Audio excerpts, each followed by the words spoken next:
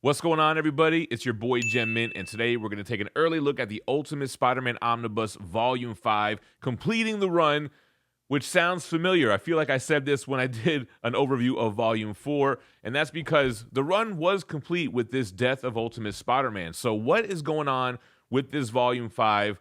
Essentially, we're looking at a new printing of this omnibus. Do you still need this?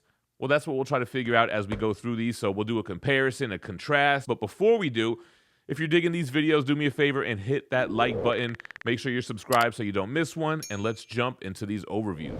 All right, first things first, this one's scheduled to come out on November 18th. This is the direct market variant by Mark Bagley.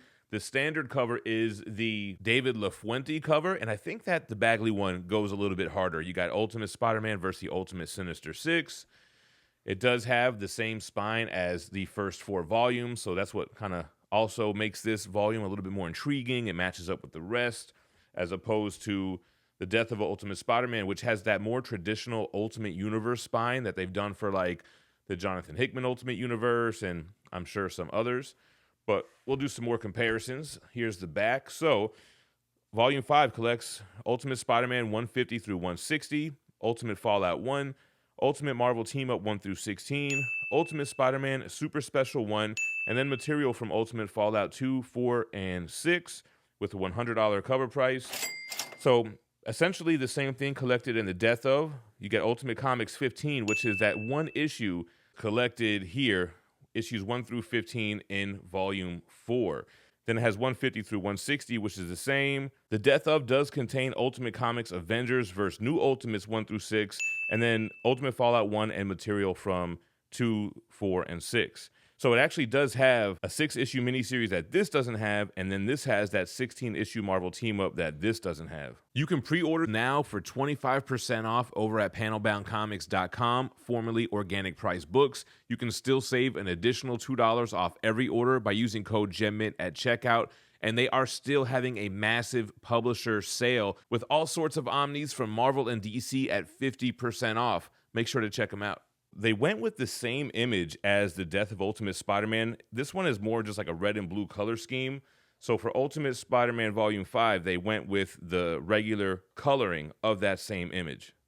All right, let's take a look at the inside. So for Volume 5, opens up to some black cover pages. Got a nice Bagley Spider-Man pinup. Here is the credits, kind of / table of contents.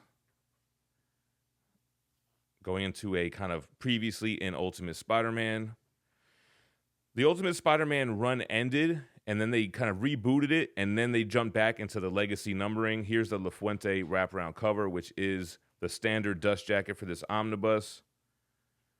So they jump back into the legacy numbering 150 to 160, which obviously leads up to the Death of Ultimate Peter Parker and introduces Miles Morales, who becomes the new Ultimate Spider-Man.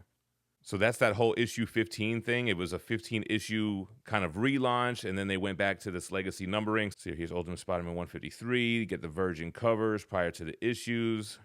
So honestly, I didn't really love the end of the Bendis, Bagley, Ultimate Spider-Man. It started off really strong, like a lot of runs do. It was a modern retelling of Peter Parker's story because the only modern telling that we had of it was from the 1960s. So modernized it, but then it got a little bit goofy where everybody was living with Aunt May, and they had this whole kind of ragtag group of people and characters that the story was centered around. Here goes the classic cover here from Mark Bagley, Death of Spider-Man Part 1 of 5. Here goes that Ultimate Sinister 6. So it's been a long time since I read this. I did like the Death of Ultimate Spider-Man stuff. That was great. With the Green Goblin, monstrous Norman Osborn Green Goblin. Then leading into Miles Morales, and he gets his own run after this. They have an omnibus for that. I really did like the Ultimate Miles Morales stuff, kind of putting on the costume. Should he even be wearing it? Should he be taking up the mantle? But yeah, here's the last scenes with Peter fighting the Sinister Six. He fights them off kind of like Friday style in front of his house. And I ain't even trying to fight you, Debo. And then ends up going up against Green Goblin, which doesn't end so well for Peter Parker. All right, so let's move past this. We don't want to give too many spoilers. So then Ultimate Fallout. Everybody knows Ultimate Fallout 4.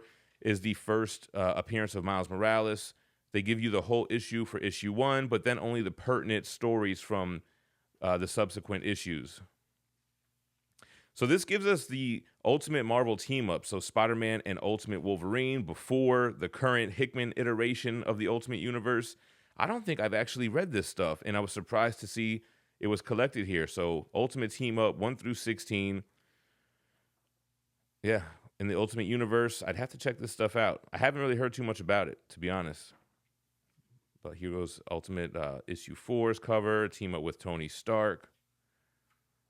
Yeah, don't really love the art, to be honest. But it's cool that they included it for sure. So here's the Tony Stark stuff. Then you get an artist change up here for the Punisher team-up. A much more of a gritty tone. Punisher, Daredevil. Some scrolls. Yeah, so the 16 issues of that.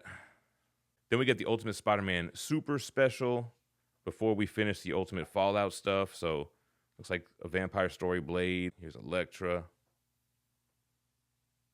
It's kind of a one-shot here. Ultimate X-Men.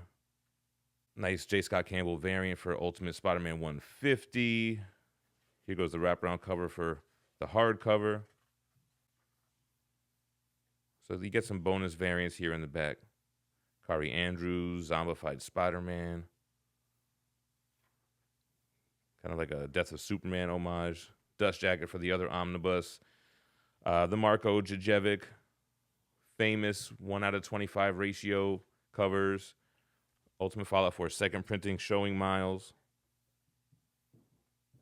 Got some original sketches and such here at the end. And there you go, man. Finishing off this run.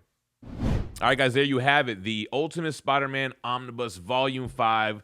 I guess it kind of makes this book obsolete, but at the same time, it's kind of a cool collector's edition. It's essentially what Marvel's doing with, numbered volumes or event books.